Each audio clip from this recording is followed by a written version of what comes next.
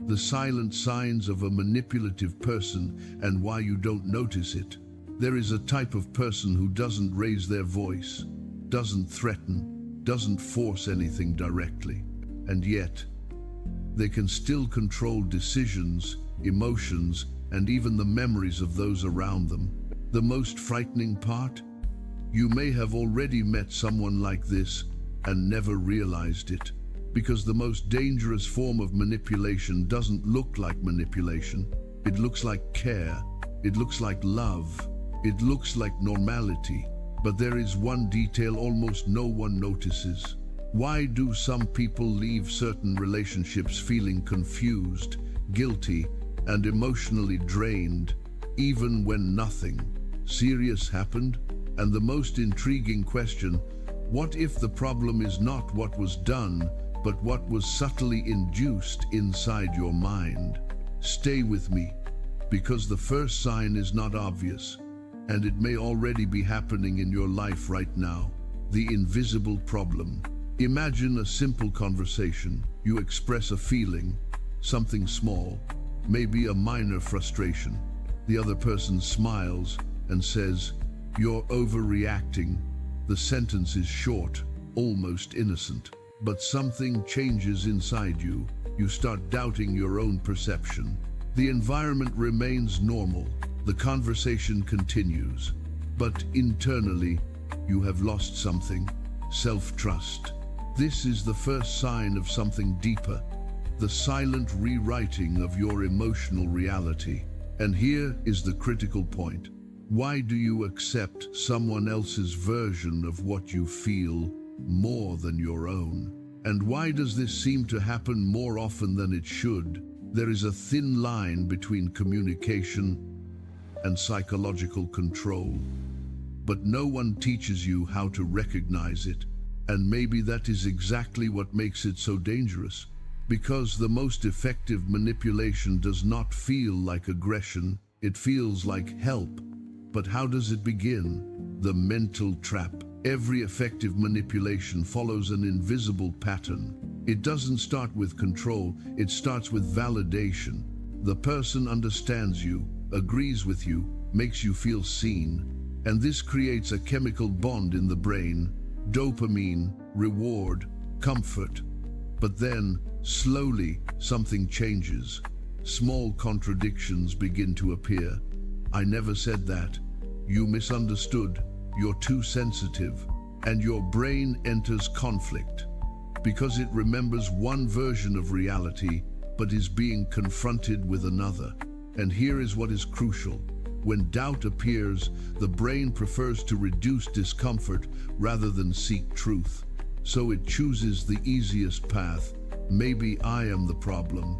And without noticing, you begin adjusting your memory, your emotions, and even your personality just to avoid conflict. But there is an even deeper mechanism behind this, and it explains why even intelligent people fall into this trap. What happens when someone begins to control not your actions, but your interpretation of events? The science behind it.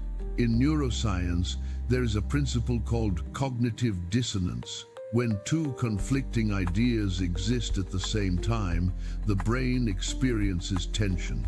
And to relieve that tension, it does not necessarily choose the truth. It chooses emotional coherence. In other words, it prefers a comfortable lie over an uncomfortable truth.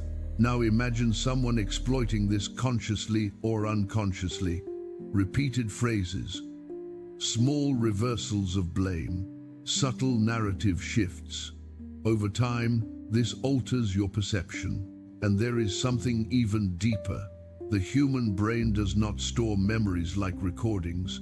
It reconstructs them every time you recall them. This means, if the narrative changes, the memory changes with it. And this is where one of the most dangerous phenomena in relationships is born: self-doubt. But we are not yet at the most critical point, because there is a type of manipulation that doesn't just distort the past.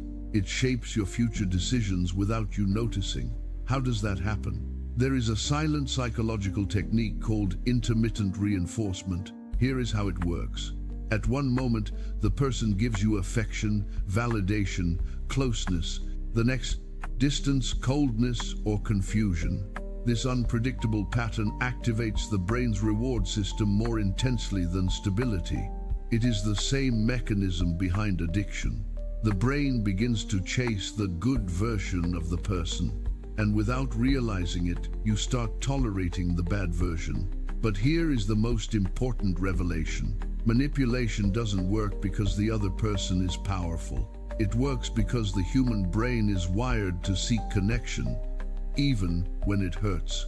And when this mixes with guilt, fear of rejection, and hope, you no longer see the cycle you are trapped in. You begin to call instability love. And now, the most uncomfortable question arises. How many of your emotional decisions were truly yours? There is a breaking point. It happens when you start observing instead of reacting. The first step is not confronting anyone. It is restoring internal clarity. When someone says something that confuses you, do not respond immediately. Observe the pattern. When you feel guilty without a clear reason, pause. Ask yourself, is this my responsibility or was it induced? Because manipulation loses power the moment you internally name it. And here is something essential. You do not need to prove someone is manipulating you in order to protect yourself. You only need to recognize the effect it is having on you. And slowly, something changes. You begin to separate emotion from reality, reaction from awareness, fear from intuition. But there is a final level of understanding, and it completely changes how you see human relationships. Not every manipulative person is aware of what they are doing, and that is what makes it more complex. Sometimes it is learned behavior, unresolved trauma, emotional survival strategies, but the effect is still the same: confusion, exhaustion, loss of identity. True emotional freedom does not come from controlling others. It comes from not being controlled by your own doubt. And maybe the most important question is not, who is manipulating me? But, in which moments did I stop trusting my own perception? Because the moment you understand how your mind can be influenced is the same moment you begin to regain control over it. And that changes everything.